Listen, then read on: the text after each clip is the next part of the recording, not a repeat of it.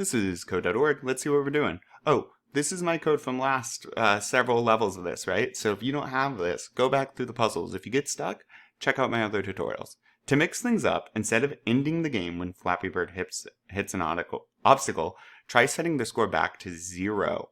Ooh, fancy. All right, so we have score point, but how could we change it to 0? Oh, they gave us a new block. Set score 0, okay? Now, when could we do this? Would we do it when run? Okay, so when I hit run, we're going to set the score to 0. But then it's never going to do it again, right? When run only runs, whoa, nope. When run runs the code once, okay?